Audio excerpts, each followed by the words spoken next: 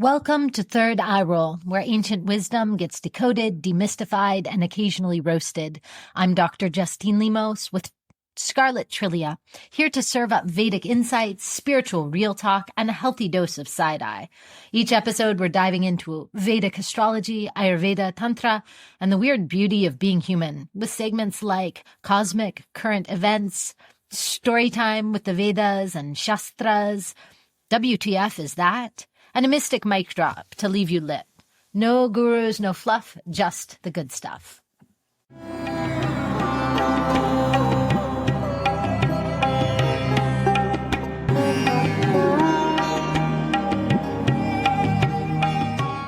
Welcome to Third Eye Roll. I'm Dr. Justine Lemos. I'm here with Scarlett, Trillia, and we're here to dive into the wonderful wild world of Jyotish, Tantra, yoga, and Ayurveda. How are you today, Scarlett?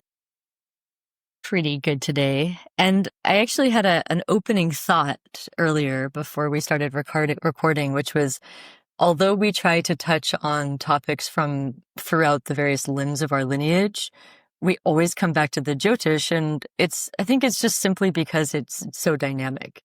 And there's really something real-time new that we can think about and speak to every day. And that system brings up themes that then tie us back to the other practices and modalities and things. So I was just reflecting on that, mostly because I love Jyotish. I've never ever felt comfortable identifying as a quote unquote astrologer, but right. It's becoming more and more inevitable. I mean, I think the writing was on the wall in the stars. I mean, yeah, for sure. But I'm just starting to get comfortable with the fact that might be what I need to identify as. Yeah. So what's happening in the sky right now? We just crossed through a beautiful full moon in the star sign of Revati, which is the last of the 27 star signs. So full moon in Pisces. In this last of the star signs, it's really about gentle completions. Excuse me. Bless you. It is about gentle completions, and as we've discussed frequently, an ending is a beginning. And there's this negative connotation with ends and completions sometimes, and death, especially. People do not like to talk about death. People do not like to talk about destruction, letting go, loss. But those always precede something new. And so a full moon in Revati is not unique in that way, but it is one that is so simultaneously able to represent both completion and beginning. And Revati is the wealthy star, by the way, just front load with that information. It's not like the Death Star, it's the wealthy star. And the star of transcendence. And this actually ties in very nicely to Ayurveda, because in Ayurveda, death is considered the flowering. It's very beautiful. It's like we flower at the end. And I was actually thinking about this, in teaching Ayurveda recently. Like, it's just, because there's always the conversation of like Western medicine versus Ayurveda versus blah. And we all know where we're going. Right? We all know where we're going. It's inevitable. It's what pathway do you want to take to get there? And what will bring you the most joy and the most flow? Right? And what will bring you longevity so that you can move through the karma that you need to in this lifetime. And actually, I wish I could remember the exact words that were spoken. I was just teaching breathwork at a longevity symposium, and somebody very wisely brought up the point that we're not just trying to live a long time for the sake of being alive. It's more about prolonged wellness. And they said something like longevity. I can't remember what the word was, but I think it's so important to say that, because life extension on its own in a vacuum is not a particularly sensible desire, but desiring to live in a state of wellness and well-being and happiness and abundance and vitality for enough time for you to complete your karma and Exactly. experience everything that you want to experience on this earth is Exactly. certainly something to be desired. And it's funny, they were going around, there were hundreds of people there, and somebody said, it was kind of, it's the topic of the group. And it was like, well, how long would you want to live for? And somebody just knee-jerk reaction said 120 years, which is Yeah. exactly the amount of time that Right. you could stay alive to experience a full cycle of all of the Mahadashas in Vedic astrology.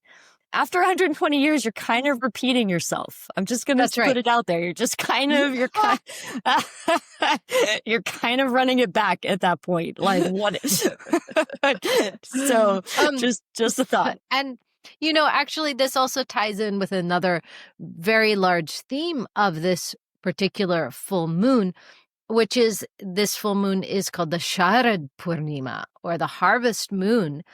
And if you saw the moon, it is also the first supermoon, so it looks literally huge at this time of year. And this moon is said to drip Amrita, or the nectar of immortality. So I wanted to talk a little bit about this concept of Soma or Amrita on the podcast today. Let's do it. All right. We're going to need that. We're going to need it starting tomorrow when the moon gets to Aries. So let's talk about Soma. So Soma, Soma and Amrita are often used in interchangeable ways. It's this idea of nectar, and it does relate to the lunar.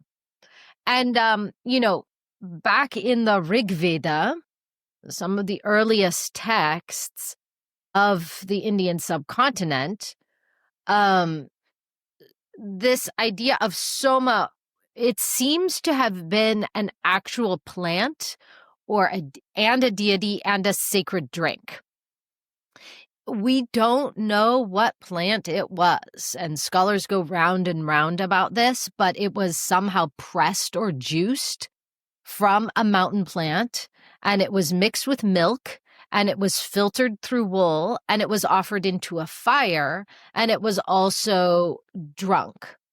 And when it was drunk, priests and gods got very high. Yeah, I was going to say, what I'm hearing is that this is a psychotropic substance, and for sure. Yeah. Oh, for sure. And it made them very high, it made warriors very fearless. It made everyone ecstatic. And in the Vedas, there's a line that says, "We have drunk Soma and become immortal. We have attained the light. We have found the gods." And so scholars, I actually taught a workshop on Soma recently, and scholars don't know what it was. It could have been ephedra, it could have been amanita, it could have been like even a psychoactive honey. They don't know. And through time, this recipe got lost or no longer was important. And in the Upanishads, Soma becomes Amrit, which is this like immortal essence. And we find this in Taoism. We find this in Tantra, where the seer, the quester, the alchemist is looking, and we find it in Western alchemy, the search for the nectar of immortality, which may just mean life extension. And then in tantras, in the later tantric period, the idea is that Soma, this elixir, drips from behind the crown of the head. There's a chakra, a vital point that is behind the crown chakra called Bindu chakra, or called Soma chakra.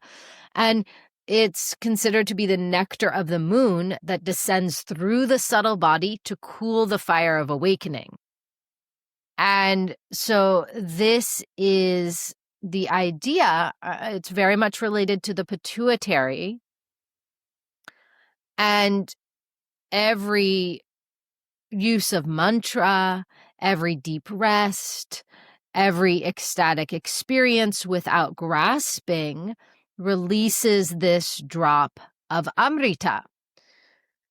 And so even modern postural yoga, especially as it comes into the 19th century, you can see even videos and pictures of some of these early male yogic pioneers who are like doing headstand and then churning their legs up and down and up and down in headstand.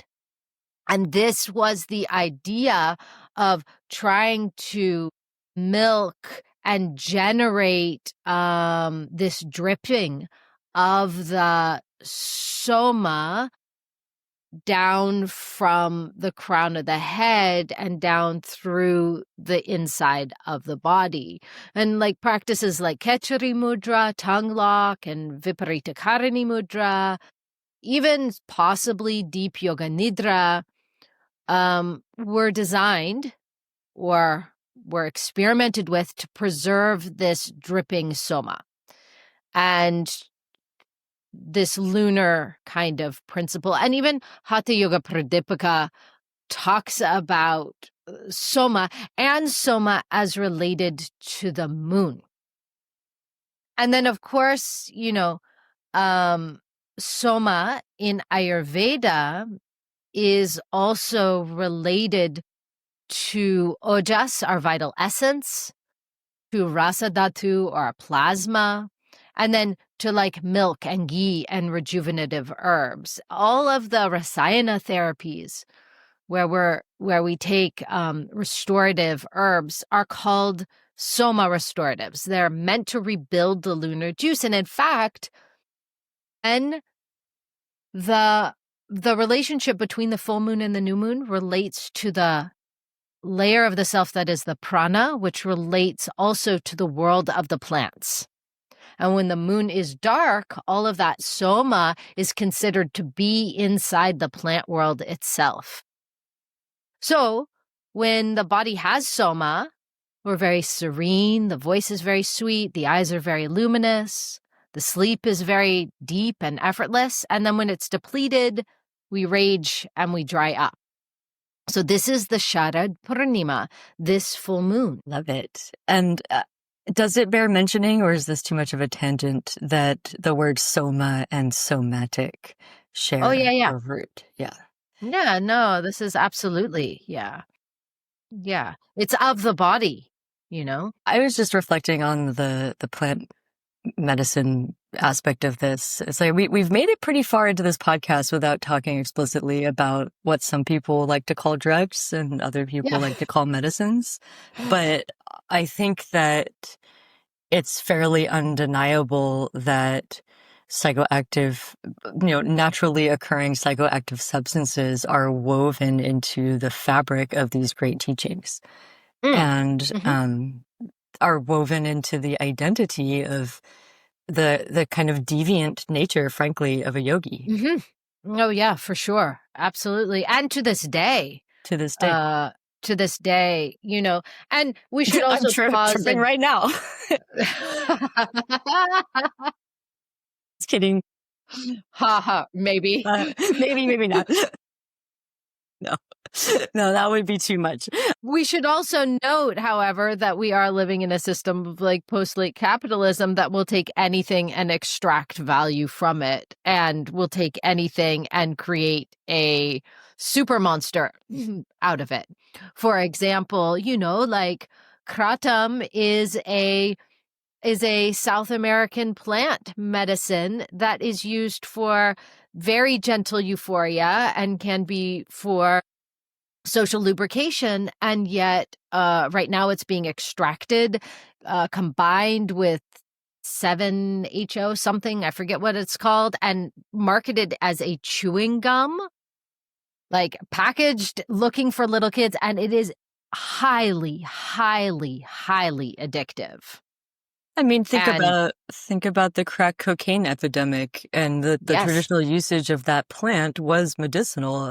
When you're Yeah. at 15,000 feet in the high desert of Yeah. Bolivia or in Peru, and you put some of those leaves in your mouth, it helps you literally be able to walk without getting dizzy. Done it. I've done Yeah. it to Oh, Machu Picchu. yeah. Any of us who've spent time down there have done that, and it's not Yeah. you don't feel like you're on drugs. You feel like you're experiencing a plant medicine support system in its natural environment. And That yet that, opens your lungs and gives you yeah, energy and allows you to breathe. Absolutely, right? yeah, And done in its form that is like this I think, well, we'd have to go into Michael Pollan and all of his wonderful research. The book Botany of Desire is so interesting. And I actually just watched a film about the tulip craze yeah, that in happened in Poland. Yeah. Denmark, the Dutch tulip craze, which was the first bubble economy of Hmm. people like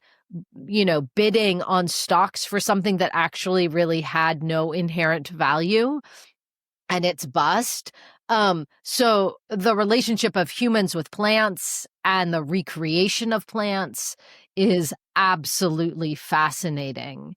Um, but it's also very interesting, what we can do now with plants. Like, I'm sorry, the cannabis that was coming out of India in the 1960s is sure different than what is being created in grow rooms in Northern California or in Colorado Yeah. today, right? Yeah. We're And I just dealing mean, with something totally it's different. a totally different thing. And that's through a process of hybridization and intense, Exactly. essentially genetic modification. Yes. But it's a perfect time to speak about that. I mean, the harvest moon Yeah. is Yeah. harvest season, and if you were growing cannabis traditionally outdoors under the sun and moon, this would be approximately the time that you would choose to harvest, um, Absolutely. at the end of the growing cycle right now. And that goes for all your apples, fall Hmm. crops, etc. But yeah, gosh, there's a lot to say about that. And this is a totally tangent. It feels like a crazy segue, but it's not. Just thinking about botany and cultivation of medicinal plants and, harvest seasons and natural cycles and things.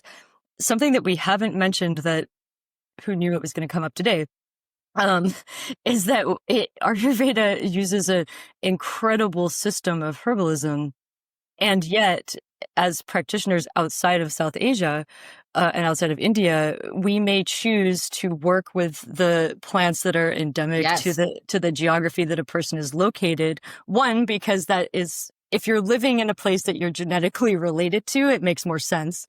And two, because extracting essentially a precious, finite resource from another nation, when there are bountiful plants everywhere that all have paralleling medicinal properties, doesn't always make sense. Sometimes there is a specific thing that is recommended and needed, and there's no equivalent. And of course, we live in a global society filled with trade pathways, and we use turmeric and things like that in countries where it doesn't grow. But I think I just wanted to put that to words a little bit, because an agile practitioner will work with you through that conversion process of not just, Yes. you have this problem, you need this plant, but rather, this is what's occurring, and here is the category of remedies that would support the health Hmm. transition that you're trying to make. And Hmm. here are the things that are closest to home that have those Hmm. qualities that would assist you and support you. And so, in a sense, the practice itself, as it reaches global scale, is also evolving. And I think it's just really important to mention that, because it can feel like, oh, I'm doing Ayurveda, so I need to do the Ayurvedic drugs. Hmm. Right, right, right. Yeah, yeah, yeah. But actually, what you're doing is And you're there is a quest for the exotic, always. right? And especially in the Western colonial mind. And so we could use rosemary which has a heating, beautiful, wonderful property and is related to memory. Or we could use, like what would be the tulsi or something, or cardamom. But the quest for the exotic is going to take us to want to use the herb that has the Sanskrit name. Yeah, of course. And to be fair, many of those grow. It can be cultivated outside of their region of origin. Just absolutely. The hard one is cardamom, and I keep trying to convince people here that have empty greenhouses that they should be cultivating cardamom. It's a long grow time, but it is very expensive at this point. It is not so much where I am, but it has become very in Northern expensive. California.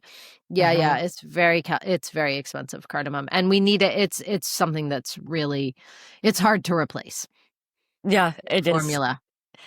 And there are others. Property. Okay, where were we? That was a nice long tangent. We're talking about Sharad Purnima, and we're talking about the Revati moon. And what else do we want to say about that? I mean, the full moon is always kind of a marked time in a cycle. Our podcast doesn't always correspond to a full moon, so we don't always mention it, but we're very much in the energy of a Revati full moon at this moment. The moon is still in Pisces. It's going through. Revati represents the final degrees of Pisces. And in the last pada of Revati, we enter the third Gandanta, which we've spoken about, the last of the three karmic knots. And as the moon, in this case, moves through Gandanta zone, it will emerge on the other side in Aries and start a new cycle. So this is literally the end and the beginning point again. A couple other notes on this particular full moon is that there's a large degree, literal degree of separation, but Saturn retrograde is also in Pisces. So, and we're in the final degrees of that retrograde cycle before it turns direct again. And so there won't be a full moon conjunct with a Saturn retrograde for a long, long time. In this case, I mean, we won't have a full moon in Revati with Saturn retrograde conjunct for 30 more years. 30 years, yeah. Yeah. So it feels worth mentioning because while some things are cyclical and repetitive, sometimes those cycles are really long, Yeah. This could be the first time in your life that you've ever experienced this particular lunar energy. It could be the last time in your life that you ever experienced this particular lunar energy. And we both obviously have a kind of a soft spot in our hearts for Pisces. And I was wondering, so we have a couple different ways we could do fashion movie music pick. Maybe I'll give a little bit more transit news before we start talking about that. But let's just give a little more context to Revati. So it's the wealthy star. It's also the star of transcendence. The symbol here is a fish. It is also sometimes a drum. The deity of this star sign is Pushan, who is the shepherd. And I'll talk about him a bit more in our mythic segment. But Pushan's main job is to gather together and then point in a direction, to gather the group and then point into direction. And then also, Pushan is the lord of the animals. He is the one who takes care of all of the animals, both as a shepherd, but all the animal world, and is known for his deep compassion, very, very sweet, gentle, humble kindness. Because, it's like we've traveled all the way around these 27 star signs, and when you get to the end, you're probably pretty sweet and humble and gentle and surrendered. You've seen it all. And almost to the point of like too much. Yeah. Much. This person can just take it all. Something interesting about Pushan is that he has very few or no teeth. Yeah, I'm going to talk about this in the myth. In the myth, so maybe we'll save it, but is associated with eating essentially like gruel or like very soft foods, and that could be a nice thing to do during this full moon, is to eat something like porridge or khichdi. We're gonna save that for the myth. I feel like the fact. Oh, I said earlier, there's some level of like St. Patrick's energy in this archetype, and I feel like the fashion pick for Pushan is like a poncho. Yeah, I was thinking robe. Yeah, like a robe or a hooded robe, poncho. Yeah. Held together with like a clasp. Yeah, maybe with like two fish clasp holding together. Yeah. Just like cape, like like the cloak of a shepherd. Yeah, exactly. Cloak, cape, robe, poncho energy is what's coming through for this fashion pick. Yeah, I agree with that. So, okay. I've got a music pick. Oh, do the music pick. Fleetwood Mac's Silver Springs. Okay. Which, there's a whole story about that song, and it's basically like about a horrific breakup, and then she like sang it to him on stage after they broke up, and it's like, I would have been your silver spring. And so it's very much like a bittersweet ending, but it's also the silver spring of the Amrit or nectar, and it's just like kind of searing and sad and beautiful. I like it. I was kind of getting like Pied Piper energy for the music. Oh yeah, for sure. The shepherd. Yeah. Right? Like, because there is a little, and I don't know if this is traditional, but I do think that there is a bit of a trickster energy in Pushan also, which you're picking up with St. Patrick's and like the Pied Piper. It's like, follow me. Yeah. We'll go this direction. Yeah, it's a little bit of like Pan and the Pan pipes. Oh, I saw such a funny. Oh, it's too distracting. I've got another music pick. Massive Attack Teardrop. Okay, yeah, that's a good one. Yeah. That's a good pick. Yeah. Excellent. Yeah. Okay, do we want to tell the myth before I start yammering about other transit news? I feel like we should. Yes. If it's about Pushan, we should tell it now. Yeah. Okay. Let's tell the myth. Okay. Once upon a time, long, long ago, far, far away, simultaneously right here and right now, and inside of each of us, there was this huge sacrifice, a yajna, held by Daksha, who is the architect of the universe and happens to be the father-in-law of the great god Shiva. And Shiva is the outsider who lives in the cemetery among the ghosts and the yogis. And so Daksha, he invites everyone except for Shiva because he thought Shiva is too dirty and wild and crazy. So Sati, Shiva's consort wife, learns of the insult and she's just heartbroken. She wants to go to the yajna and asks her husband to let her attend, but he refuses because he knows how cruel Daksha is. But Sati goes anyhow. Good job, Sati. Good boundaries. And when Daksha mocks her husband in front of the gods, she throws herself into the sacrificial fire. And we could say a lot about that.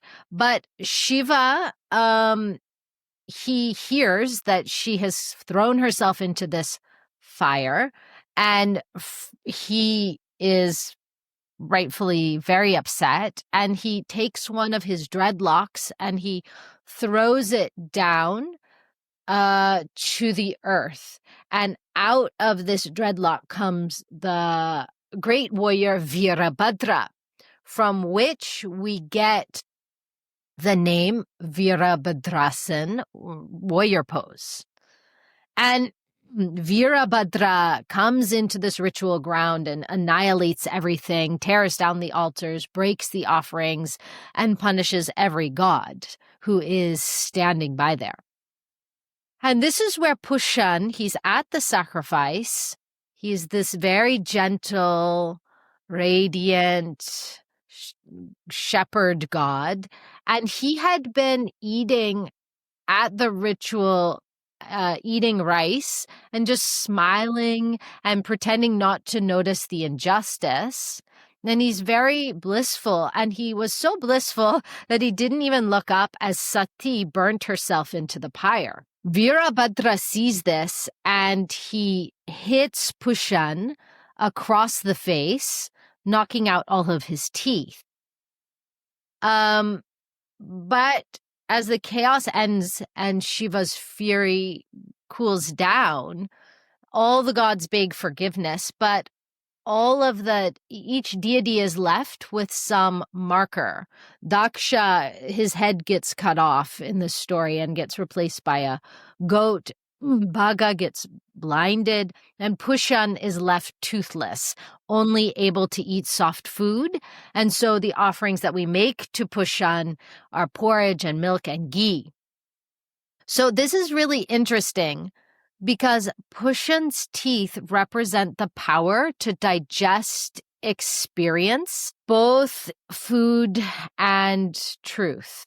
And he fails to see the injustice, so he loses his teeth. And the teeth represent the ability to chew reality, to discern.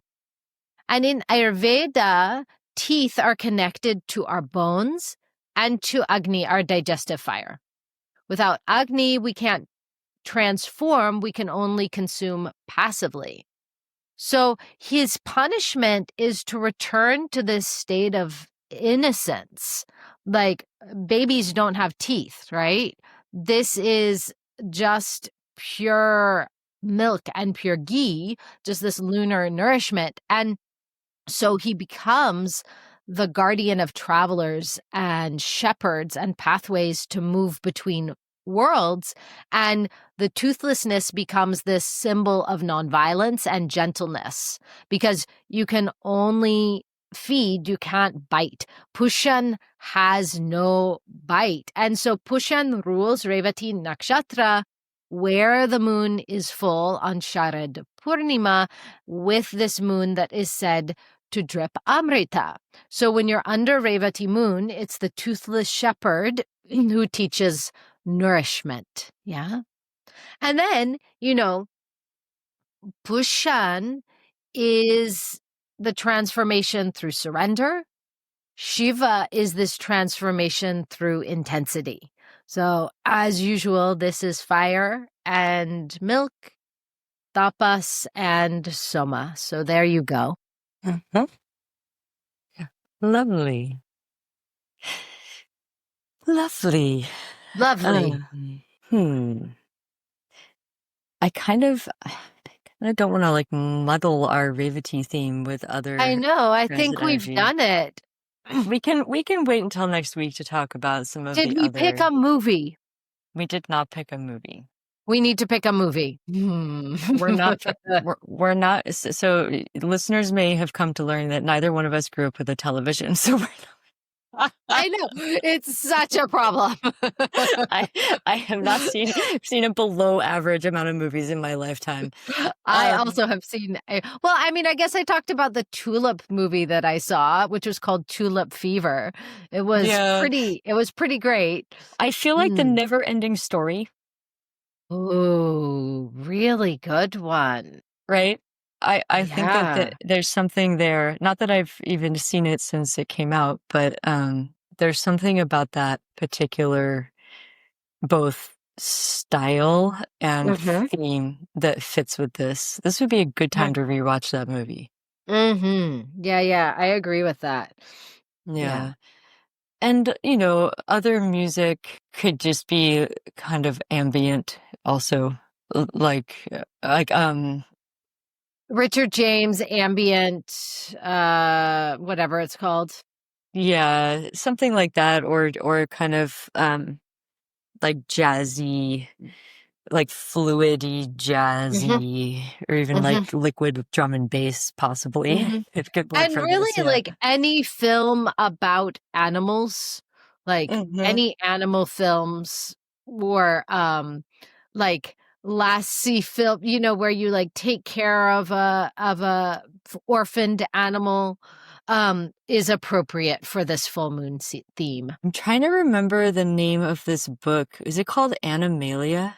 Yes. That's so beautiful. Right. It's an illustrated children's book. I was just checking. Yeah. Graham Base. Yes.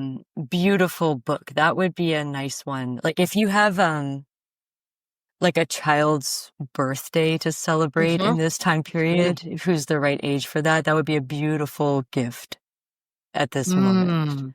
Yeah. Oh, how about for music? How about Moon River? Oh, that's sweet.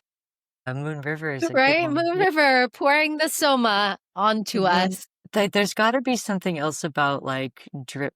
Drip.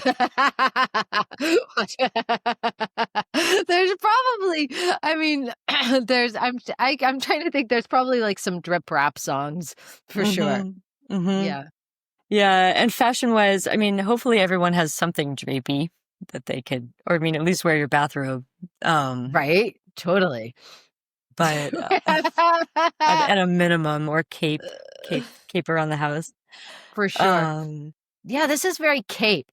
It's very cape energy, like a kind of a velvet cape would be. You have that white cape. That is a blazer that has a cape-like feature. No, I could wear that. I could wear that to my next. I missed that. Did that make it to London? It's in London. Yeah. Oh, thank goodness. I'm so glad. I haven't been given that many opportunities to wear. I got to get that out before the end of the. You got to get that out. I mean, get it out. That's a very good. Yeah, we are both wearing white today. It must be for the Sharad. It is. Purnima. Look, this even matches yours even better. Look yeah, and I'm wearing like all white today. Yeah, exactly. All right. I think we've done it. We have. And next week, I'll just foreshadow this. There is a kind of irritating conjunction happening in Libra. Yes. That we can chat about. It'll still be going on next week. We can talk about that. And in another week from now, we will be approaching Jupiter's transit fully into Cancer. Yes. And there will be other transit news. So, Om Namah Shivaya. Shrimatre Namaha. Brilliant. Good work, friends. All right, good. I think